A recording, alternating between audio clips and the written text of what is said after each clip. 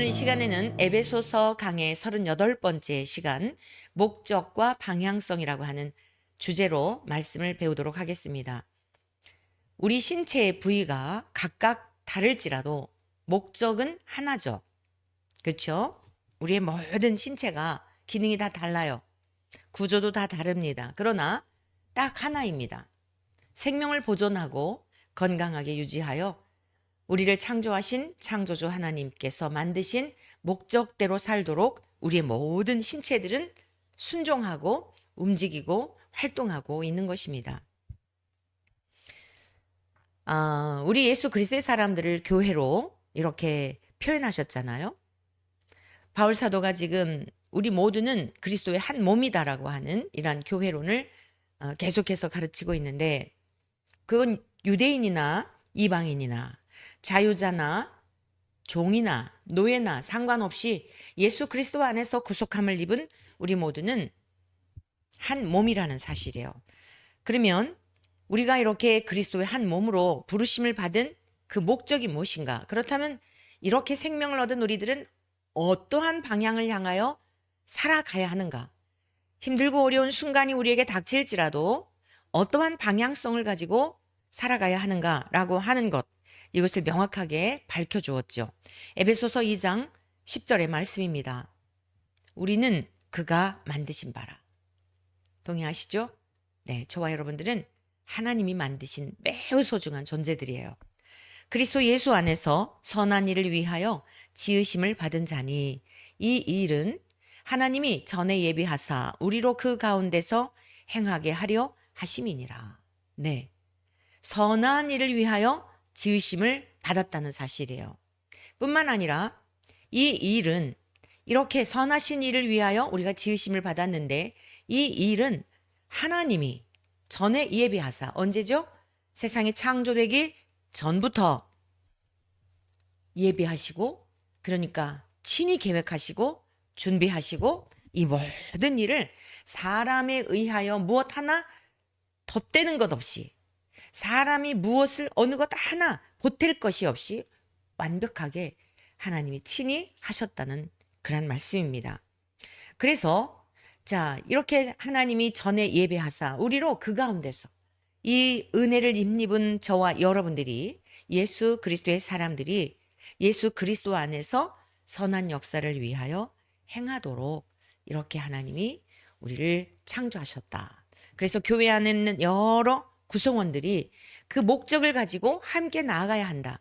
우리의 신체 구조가 각각 잘난 척하고 막 손은 손대로 발은 발대로, 여러분 모든 신체가 각각 이렇게 논다고 생각해 보세요.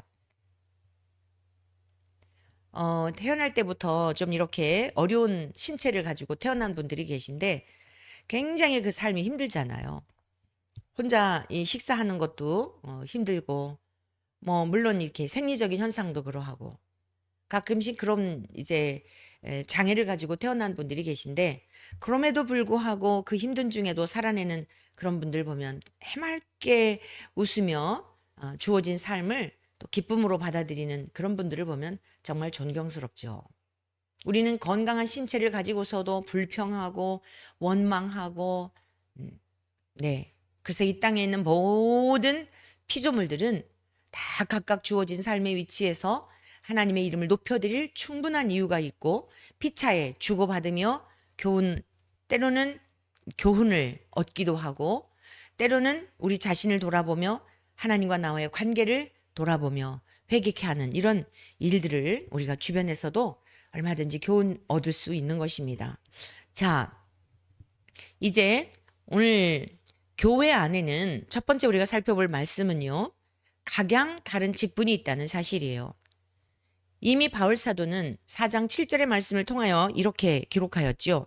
우리 각 사람에게 그리스도의 선물의 분량대로 은혜를 주셨나니, 네, 각 사람에게 가장 알맞는 그러한 그리스도 안에서 그 분량대로, 하나님이 값없이 거저주신 선물의 분량대로 은혜를 주신 거예요.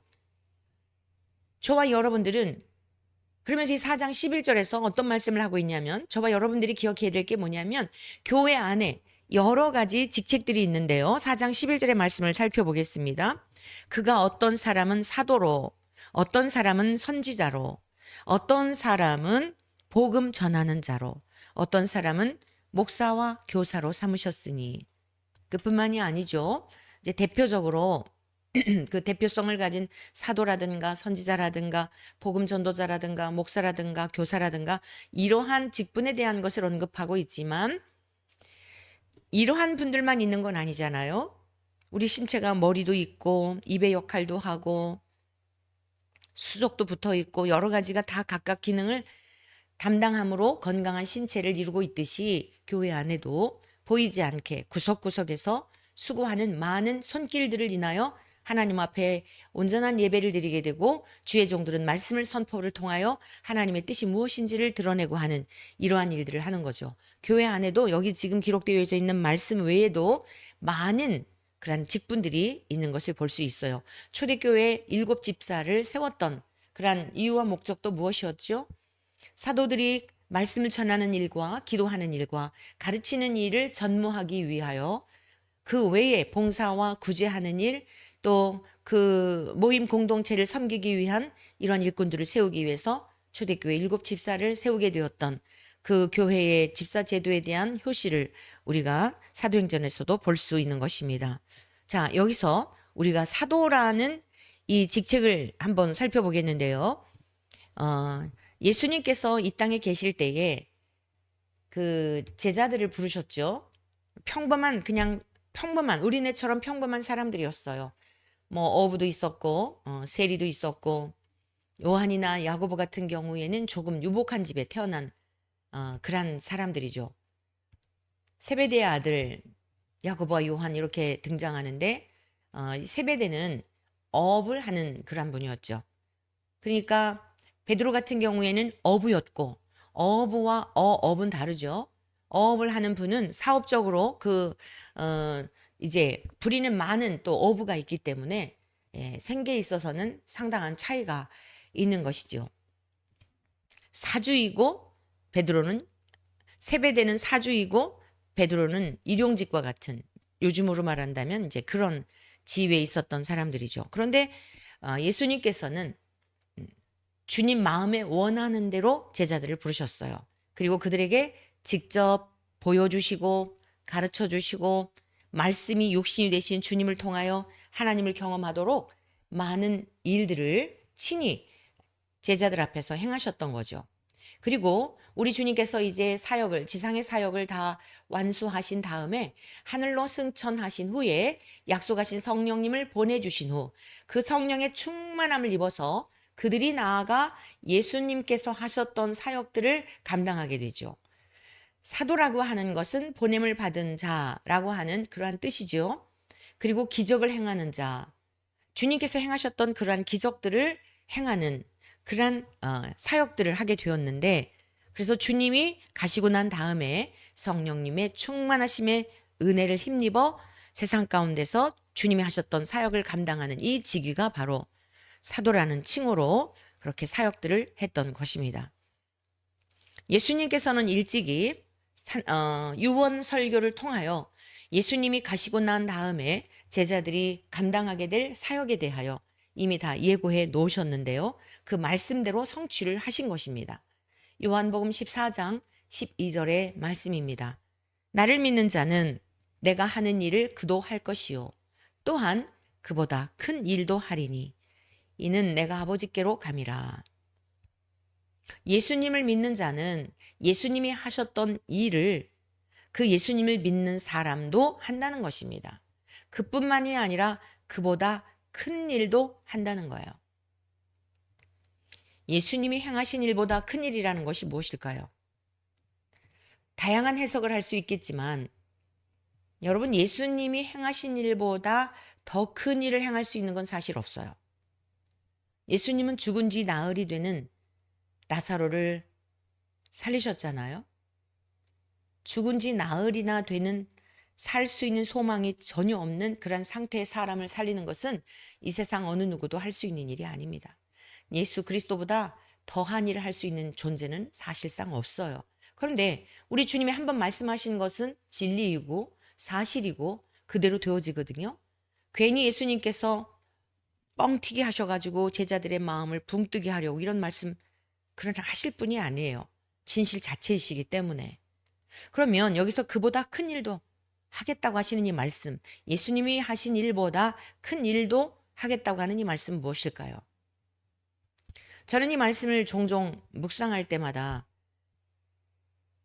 여러분 여기서 큰 일이라고 하는 것은 우리가 보여지는 사람들에게서 막 그 어떤 물량적이고 숫자적이고 그 외형적이고 이런 것에 우리가 익숙해져 있기 때문에 자꾸 그런 것만 생각을 해요. 물론 베드로나 그 외에 가룟 유다를 제외한 11명의 사도들 그리고 마띠아를 포함해서 아니 그들만이 아니라 그 사도들만이 아니라 초대교회 빌립 집사라든가 스데반 집사님이라든가 집사님들 보세요. 그들의 말씀이 얼마나 능력이 있었고 사마리아 성 전체를 복음화하고 이런 일에 쓰임 받았잖아요. 그러니까 우리 예수님께서 하신 일보다 베드로가 복음을 전하였을 때 3,000명, 5,000명씩 회개했거든요. 그날의 제자의 수가 4,000명이 되었다.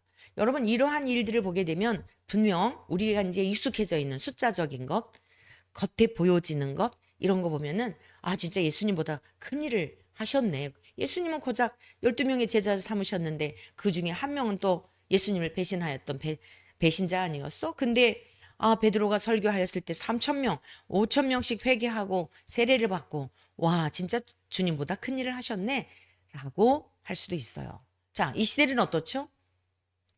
세계가 한마당이에요. 프랑스에 지금 우리 딸이 있는데요. 전화를 정지를 했어요. 이 한국 이 전화번호를 정지를 했는데도 인터넷이 되는 곳이면은요. 이게 전부 이게 채팅도 되고 통화도 되는 거예요. 보이스톡으로. 지금 세계가 이렇게 발전이 된 거예요. 세계가 한마당이에요. 핸드폰 안에 세계 각색 정보가 다 들어있어요. 자, 우리가 지금 아침 방송 하는데요. 뭐 저는 워낙 주님의 말씀을 전하는 자체를 즐거워하고 또 소수일지라도 이 말씀에 함께 기쁨으로 아멘으로 화답하며 꿀송이처럼 달게 받아 드시는 여러분들이 있어서 그 숫자가 어떠하든 기쁨으로 제가 말씀을 전하고 있습니다마는 여러분 보세요. 정말 말도 안 되는 기가 막힌 그러한 내용들을 가지고 그걸 설교라고 하는데도 수십만 명씩 전 세계인들이 거기 보면은요. 요즘은 또 막 이렇게 번역기에다 넣으면은 이게 다 자동으로 번역을 해주잖아요. 자, 예수님이 계셨을 때보다는 전혀 다른 수십만, 수백만, 어떤 경우는 막 수천만, 옛날에 그 싸이라고 하는 가수가 대단했었잖아요. 전 세계인이 보는데 뭐 1억 명이 봤다. 지금은 뭐 1억 명이 뭐예요? 수억 명이 보는 것은 이제는 다반사가 되어버렸어요. 좀 무엇인가가 콘텐츠가 굉장히 좀 사람들에게 어필할 수 있다 그러면 그 내용이 뭐 질이 좋든지 나쁘든지 어떻든지 많은 사람들이 공유하고 볼 수 있고 자기 의견을 표할 수 있는 이런 시대에 지금 우리가 살고 있습니다. 그러면 우리 주님이 말씀하신 나를 믿는 자는 내가 하는 일을 그도 할 것이요 또한 그보다 큰 일도 하리니라고 하였을 때 이 큰 일이 무엇이겠냐는 거예요.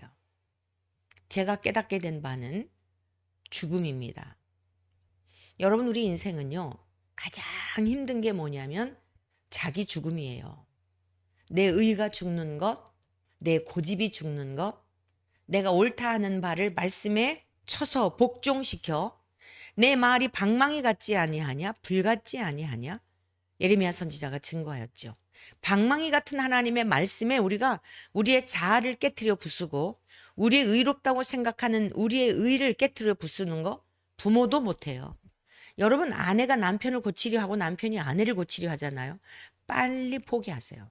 부모가 자식을 고치려고 하잖아요. 일정 부분 어렸을 때 막 이렇게 그 싹도 나게 되면은 씨가 뿌려져서 싹이 나면은요 줄기를 이렇게 놓는 대로 특히 고구마 줄기 같은 경우 제 어린 시절에 보면은 이게 놓는 방향으로 뻗어가요. 그러나 여러분 벼가 이렇게 가라지들 같은 경우도 보면은 막 위로 꼿꼿하게 있잖아요. 그 절대 구부릴 수 없어요. 곧은 것을 굽게 할 수 없고요. 여러분 이지러진 것을 펼 수가 없는 거예요. 인간으로서는 할 수가 없어요. 그런데 예수님에게서 직접 훈련을 받았던 제자들 어떠했죠?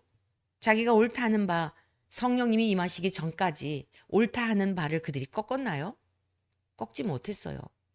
그래서 예수님께서 십자가에서 죽으심에 대한 그 사건을 말씀하셨을 때에 베드로가 혈기가 충만하여 항변을 했거든요. 그런 일 절대 없을 겁니다라고. 자기를 못 죽이는 거예요. 자기 생각을 굽히지 못하는 거예요.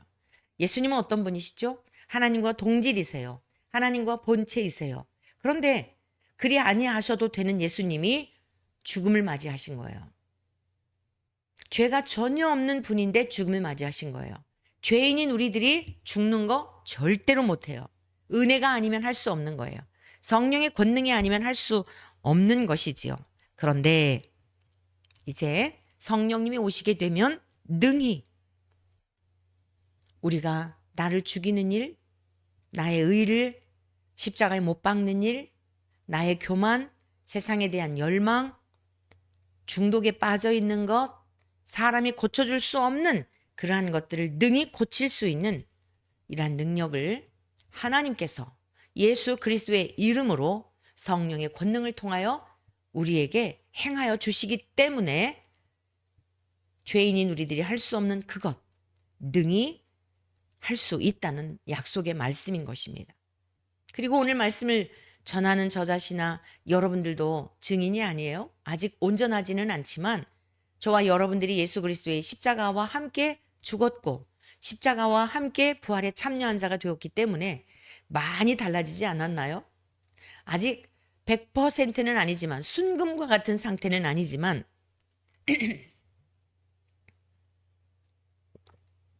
많이 달라졌죠. 제가 저를 보더라도 많이 달라졌어요. 혈기 충만하고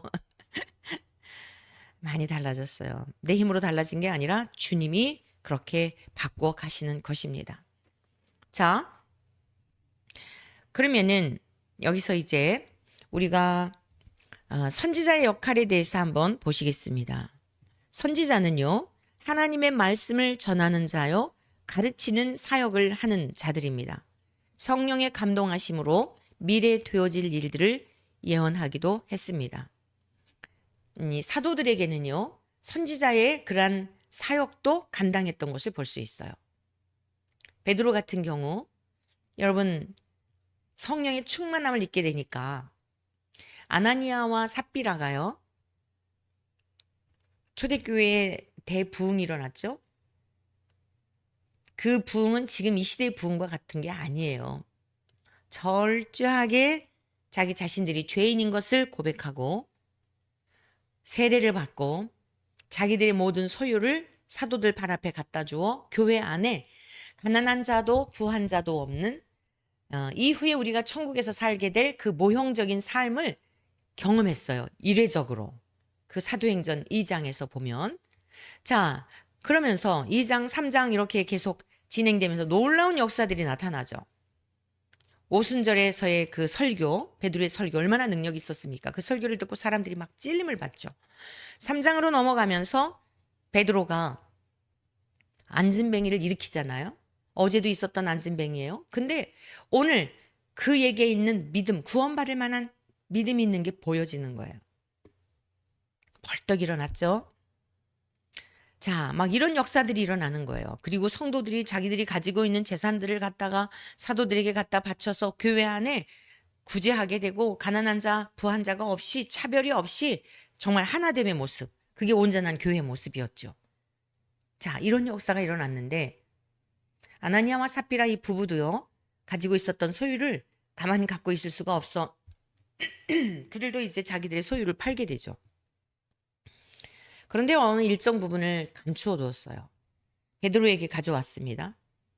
베드로가 아나니아에게 묻습니다. 이거 전부 다냐? 그랬더니 그렇다 그래요.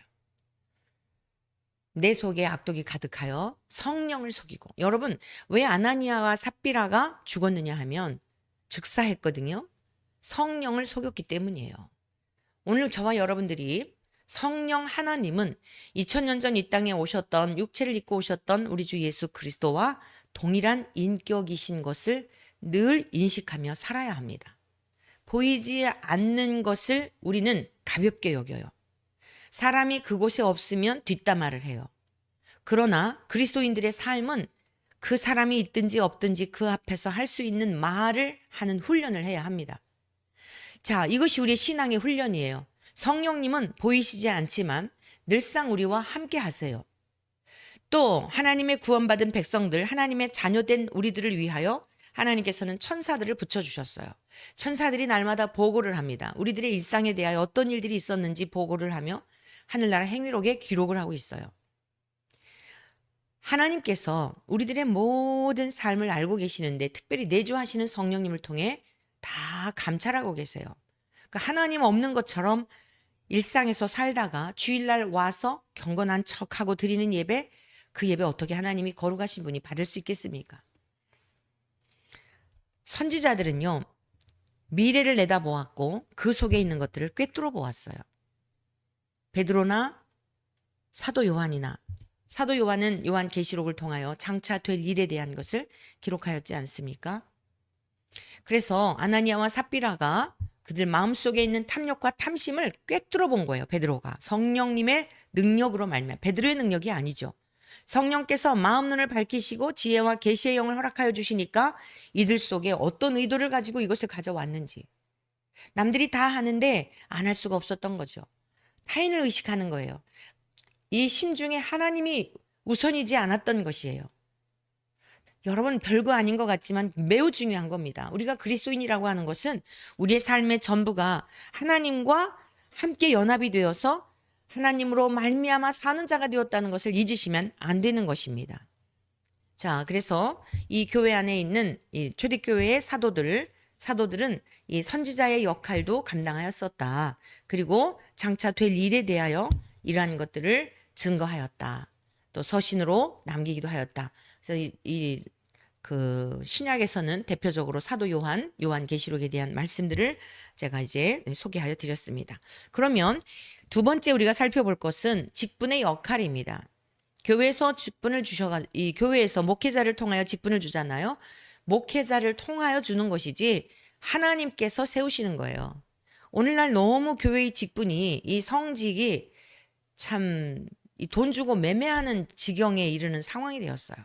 뭐 장로가 되면은 무슨 뭐 교회 엘리베이터를 해 놓아야 되고, 뭐 몇 천만 원, 기본이 뭐 5천만 원은 헌금을 해야 되고, 자, 그러니 이렇게 교회에 수천만 원씩 헌금? 아무튼 직분을 받기 위해서, 직분을 받아서 감사해서 드리는 건 참 감사한 일이죠. 나 같은 인생을 구원해 주신 것만도 너무도 감사한데 이렇게 직분까지 주셔서 모든 성도들의 모범이 되고 모든 성도들에게 하나님의 교회를 세워가는 일에 앞장서서 덕을 세우라고 주셨으니 너무 황송합니다. 뿐만 아니라 제 일상에서 또 하나님께서 이렇게 재물을 주셔서 이렇게 하나님 앞에 물질로 섬길 수 있게 하시니 감사합니다 하여서 드리는 예물이라면 뭐 수천만 원이 아니라 수억 원이고 수십억이라도 누가 뭐라고 하겠습니까? 그러나 의도 자체가 그것이 아니라 내가 그 직분을 얻기 위해서 목회자와 조건적으로 뭐 헌금을 했다, 이러한 것들은 매우 잘못된 것입니다. 교회 안에서의 직분은 섬기라고 주신 거예요. 하나의 목적을 위해서. 어떤 사람은 복음 전하는 자로, 어떤 사람은 목사와 교사로 삼으셨으니 에베소서 4장 12절의 말씀. 어떤 사람은 복음 전하는 자로, 어떤 사람은 목사와 교사로. 그럼 여기서 복음 전하는 자는요, 복음을 전혀 모르는 자에게 증거하는 직책이죠. 초대교회 당시에는 한 교회에 머물지 않고 순례하면서 전도했어요. 사도행전 8장 4절에서 6절의 말씀입니다. 자, 무엇을 전했는지 전도의 내용에 대한 것을 잘 보시기 바래요. 빌립 집사가 지금 사마리아에 가서 복음을 전하는 내용이거든요. 복음의 메시지의 내용입니다. 그 흩어진 사람들이 두루 다니며 초대교회에 박해가 있으니까 흩어졌어요. 복음의 말씀을 전할세 빌립이 사마리아 성에 내려가 그리스도를 백성에게 전파하니. 자, 첫 번째 빌립 집사가 뭘 전했어요? 복음을 받아들이는 어떤 화자가 있었죠. 자, 그리스도를 백성에게 전한 거예요. 첫 번째 복음의 메시지의 가장 중요한 핵심이 뭐냐면 예수 그리스도예요. 예수 그리스도를 전해 주어서 예수 그리스도를 구원의 복음이죠. 듣고 그 말 전하는 자가 있으니까 듣겠지요. 자, 전파하는 자가 없이 어찌 들으리요? 듣지 못한 이를 어찌 믿으리요? 로마서 10장에서 말씀하고 있어요. 아름답도다 좋은 소식을 전하는 자들의 팔이요 함과 같도다. 오직 믿음으로 구원을 받거든요. 의인은 믿음으로 말미암아 살리라. 로마서 1장 17절에서 말씀하고 있죠. 자, 믿음으로 말미암아 구원을 받는 거예요. 누구든지 주의 이름을 부르는 자는 구원을 받으리라. 그런데 그 믿음의 주체가 누구냐면 예수 그리스도라는 사실입니다. 6절 말씀 보시겠어요? 무리가 빌립의 말도 듣고, 빌립의 말이 뭐예요? 예수 그리스도에 관한 메시지, 복음. 행하는 표적도 보고, 자, 들었습니다. 보았습니다. 한 마음으로 그가 하는 말을 따르더라. 뭘 따랐어요? 오늘 사람들이요, 목회자들도 그런 이야기 해요. 말로 전도하는 게 아니다. 행동으로 전도하는 거다. 그가 하는 말을 따랐다고 초대교회의 복음의 메시지가 무엇이었는지를 가르쳐주고 있어요.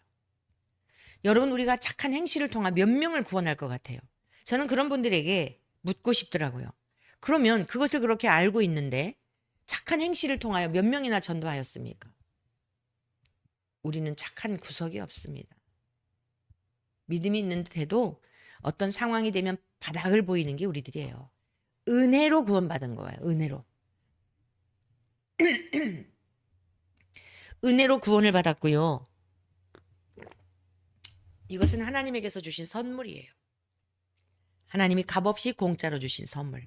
사마리아 성에 이후에 이제 성령 세례까지 임하게 되죠. 베드로와 요한이 파송을 받아서 그곳에 가서 이제 안수하였을 때 이제 성령이 임하시게 되죠.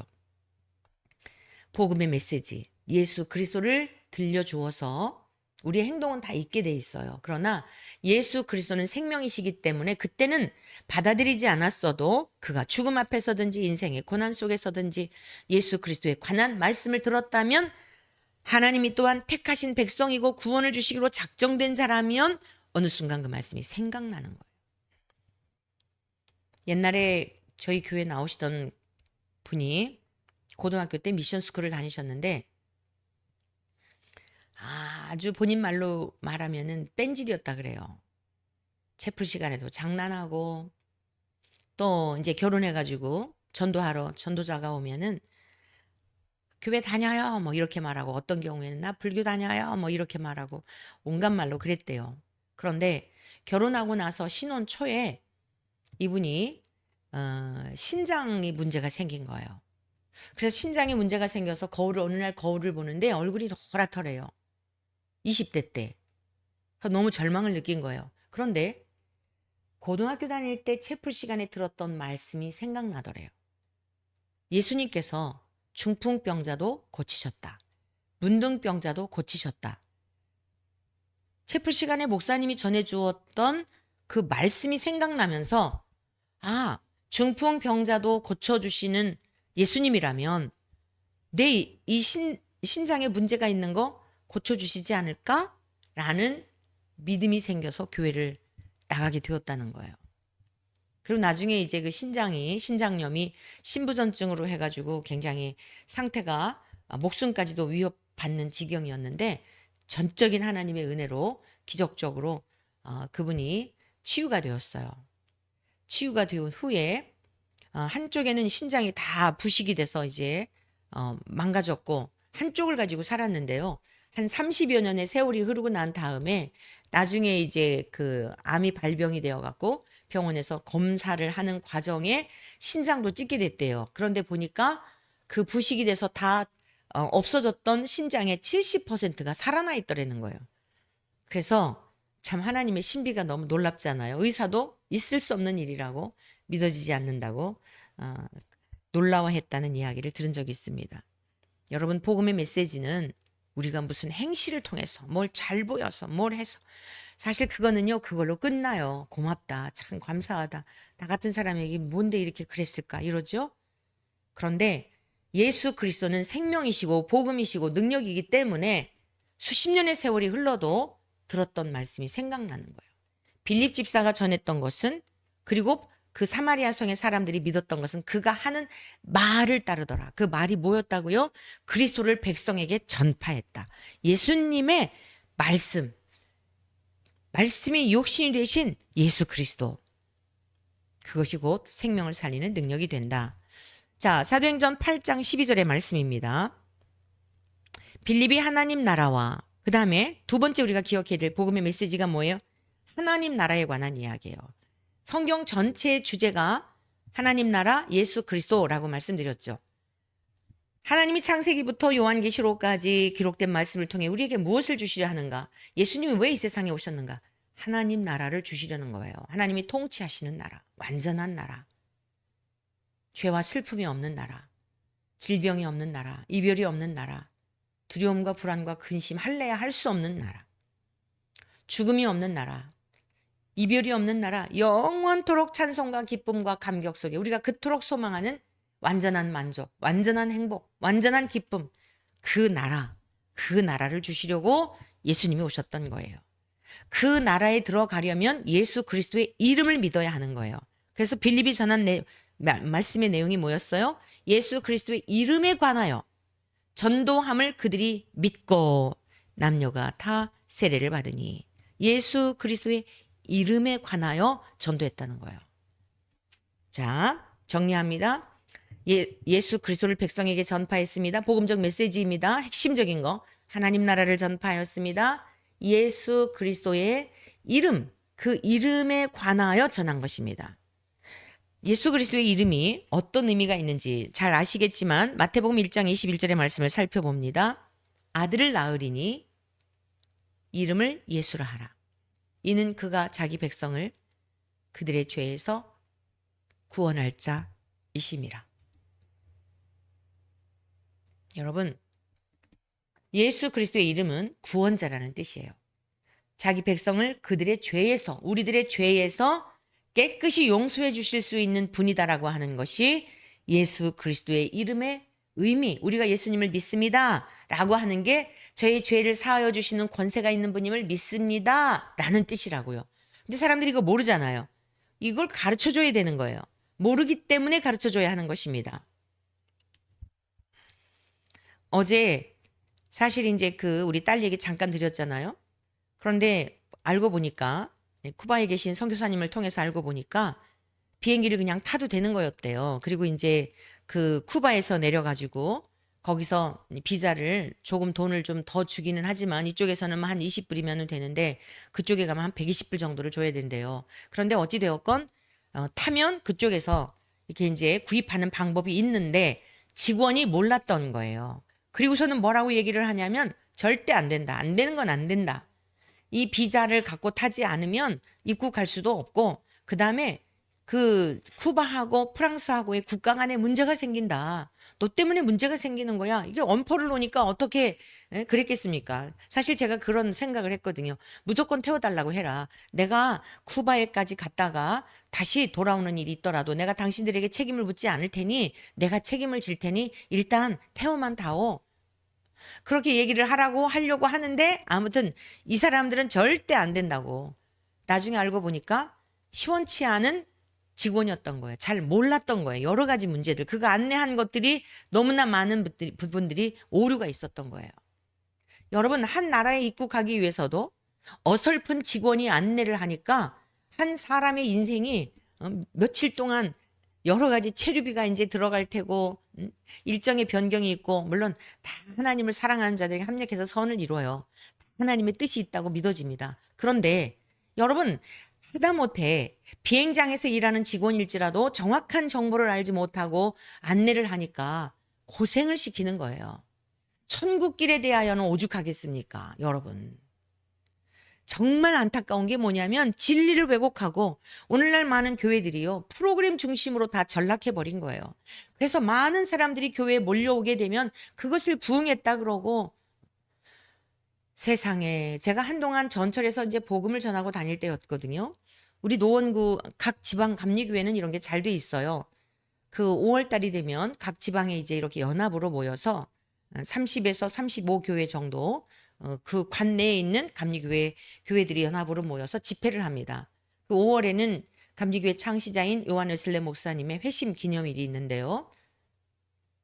5월 24일을 기점으로 해서 전후로 해서 집회를 해요. 대부분 이제 뒤쪽으로 하는데, 그리고 성령 강림절, 교회력에 의하면 성령 강림절기도 있기 때문에 그렇습니다. 그런데 강사로 오셨던 분이요. 그때 굉장히 유명하신 분이었어요. 우리 감리교회 아주 대단한 분이셨어요.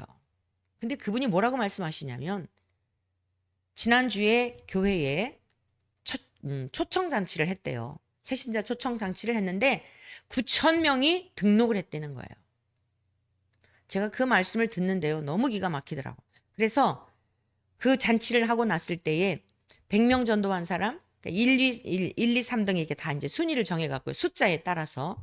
그래서 이스라엘 성지를 보내주고 제주도를 보내주고 그런다는 거예요. 성경에 어디 그런 게 있죠? 제가 너무 회의감이 들더라고요. 제가 집회하다 나왔어요. 전철에서 전도할 때, 거리에서 전도할 때, 집집마다 다니면서 1대1로 이 성경적인 전도를 할 때 예수 그리스도에 관하여, 하나님 나라에 관하여, 여러분 예수 그리스도를 믿지 않으면 지옥에 간다는 이야기를 전하면서 그렇게 환영을 받고 아멘 할렐루야 하며 영접하는 사람 100명 중에 1명 있을까 말까요? 제가 경험상 성도들이 보고하는 전도 보고를 들은 경험에 의하면 100명 중에 1명이 영접할까 말까 하거든요. 그런데 9,000명이, 물론 그 교회는 수만 명 교회죠. 9,000명이 등록을 했다는 거예요. 그리고 뒤이어서 하는 이야기가 오늘 교회에 이렇게 많이 등록시킨 사람들 이스라엘 성지순례 보내주고 제주도 보내주고 뭐 선물 주고 그 교인들 다 지금 어디 갔죠? 다 망가뜨려 놓은 거예요. 값싼 복음으로 전락시킨 거예요. 교회 나와주면 황송해가지고, 자, 교회 나와주면 황송한데 떠나가면 안 되잖아요. 벌벌 떠는 거예요. 나갈까봐. 그러니 방지할 수밖에 없죠. 하나님의 말씀을 말씀대로 전할 수가 없죠. 눈치 볼 수밖에 없죠. 그래서 다 이렇게 얼마나 교만들을 한지 기가 막혀요. 기가 막혀. 자, 그 다음에 네 번째, 예수 그리스도의 이름에 관하여 증거하였고 세례를 받았어요. 여러분, 세례가 뭐죠? 죽음의 표식이에요. 나는 이제 죽었습니다. 지금까지 내 마음대로 내 뜻대로 내 생각대로 살아왔으나 내 고집과 내 의와 내 자아와 내 모든 것들을 다 십자가에 못 박고 이제는 예수 그리스도의 의를 힘입어 살겠습니다 라고 하는 게 세례를 받는 거예요. 초대교회의 복음의 결과 이런 역사들이 있었다는 겁니다. 자, 바울 사도는요, 자신이 복음 전도자로 살았어요. 믿음의 아들 디모데에게도 유언을 하였어요. 바울 사도는 목회자였을 뿐 아니라 교사였을 뿐 아니라 복음 전도자로 친히 살았죠. 삶으로 살아낸 거예요. 디모데후서 4장 1절 2절의 말씀입니다. 믿음의 아들에게 유언을 하는 거예요. 하나님 앞과 살아있는 자와 죽은 자를 심판하실 그리스도 예수 앞에서 그가 나타나실 것과 다시 오시죠. 그의 나라를 두고 엄히 명하노니, 이건 진리라는 거예요. 너는 말씀을 전파하라. 교회 홍보하라고 이게 한 게 아니에요. 말씀을 전파하는 거예요. 말씀이 육신이 되신 예수 그리스도를 전해야 되는 거예요. 어디에 혼자 떨어져도 혼자가 아닌 하나님이 나와 함께 하시는 그 믿음으로 삶을 이겨내도록, 죽음 앞에서도 아멘 할렐루야 찬송하며 주님 앞에 갈 수 있도록 장렬한 죽음을 맞이하도록 말씀을 전해주어야 하는 겁니다. 예수 그리스도를 전파해야 하는 것이에요. 때를 얻든지 못 얻든지, 받아들이든지 안 받아들이든지, 너를 거부하든지, 너에게 돌을 던져 때려 죽이려고 하든지 어떠든지 항상 힘쓰라. 여러분, 물론 정경으로 바울 서신들이 채택되었기 때문에 권위가 있지만 바울의 말씀이 힘이 있고 능력이 있고 지금도 여전히 역사하는 이유가 뭐죠? 말씀이 육신이 되신 주님과 함께 연합이 되어 말씀이 육화된 삶을 살았기 때문입니다. 믿음의 아들에게 이래라 저래라 가르치기만 한 게 아니에요. 가만히 있으면서 그냥 내보내고 자기는 그걸 열매만 딸꾹딸꾹 따먹은 이런 목회자가 아니었어요. 항상 그 복음을 전하도록 힘쓰라. 범사에 오래 참음과, 왜 오래 참죠? 열매가 없어도, 결실이 없어도 하나님이 기뻐하시는 일이라면 하나님이 반드시 열매를 주실 것에 대한 믿음을 가지고 낙심하지 말고 범사에 오래 참음과 가르침으로 경책하며 경계하며 잘못한 것 있을 때는 책망하고 예수님께서도 반드시 교회 안에 잘못된 그런 사람들이 있으면 권징하라고 말씀했거든요. 근데 요즘 그런 게 다 없어졌어요. 그래서 다 내 사람 만드는 거예요. 이런 게 얼마나 위험한 정말 사이비인지 모릅니다. 자기 사람 만드는 거예요. 다 같이 망하는 겁니다. 경계하며 권하라. 하나님의 말씀은 눈치를 보며 결코 전할 수 없습니다. 예수 그리스도의 생명과 연합이 되었다면 절대 그리할 수 없습니다. 3절 4절의 말씀입니다. 때가 이르리니 사람이 바른 교훈을 받지 아니하며, 바른 교훈이 뭐죠? 진리대로 천국 복음, 예수 그리스도에 관한 말씀, 죄에 대한 책망 듣기 싫어한다는 거예요. 귀가 가려워서 자기의 사욕, 나를 만족하게 할 수 있는 거, 아 잘한다, 그 정도만 해도 잘한다, 대단하다 막 띄워주는 이런 사람, 자기의 사욕을 따를 스승을 많이 두고, 퀴엇이나 전부 다 같은 그런 것들입니다. 너는 태어날 때부터 그렇게 태어난 거야. 뭐 이건 아닌 것 같은데. 동성애에서 탈동성애 한 분의 간증을 들었어요. 아닌 것 같더래요. 그리고 자기가 이제 이 트랜스젠더, 이 성적인 그것까지도 바꿨는데 그래도 생식기는 바꾸지 않았다 그러더라고요. 그래서 여자였는데 남자로 사는데 안 되더래요. DNA 자체가 다르더래요. 여자는 여자더라는 거예요. 어렸을 때부터 남자가 되기를 바랐는데 7살 때 성폭행을 당했대요. 대학생 그 어떤 동네 청년한테. 그때부터 남자에 대한 혐오감을 갖게 되었다 그러더라고요. 그러면서 동성이 편하다는 거죠. 그래 동성애에 빠졌고, 그리고 이제 트랜스젠더가 되었는데, 희한한 게 뭐냐면 아무리 힘에 관한 것을 하려고 해도 한계가 있다는 거예요. 키도 작고 왜소한 남자일지라도 자기가 키가 크고 그래도 비교가 안 되더라는 거예요. DNA 자체가 나는 선천적으로 여성이구나 라고 하는 것을 깨달았다는 겁니다. 그런데 지금 이 목사들이 동성애는 무슨 뭐 하나님이 그렇게 만드셨다? 이게 다 허탄한 가르침이에요. 그 귀를 진리에서 돌이켜 허탄한 이야기를 전하고 따르고 있는 거예요. 얼마나 지금 악하고 무서운 세대가 되었는지 모릅니다. 5절. 그러나 너는 모든 일에 신중하여 고난을 받으며 전도자의 일을 하며 내 직무를 다하라. 모든 일에 신중하여 고난을 받으며 전도자로서의 마땅히 감당할 일을 해야 하는 것이, 이것이 바로 복음 전도자가 감당해야 할 일입니다. 여러분, 좀 더 중요한 부분, 교회 안에 있는 이 직분에 대한 것 우리가 내일 모레 목요일 날 아침에 다시 좀 더 살펴보기로 하고요. 오늘은 말씀을 여기까지 마치도록 하겠습니다.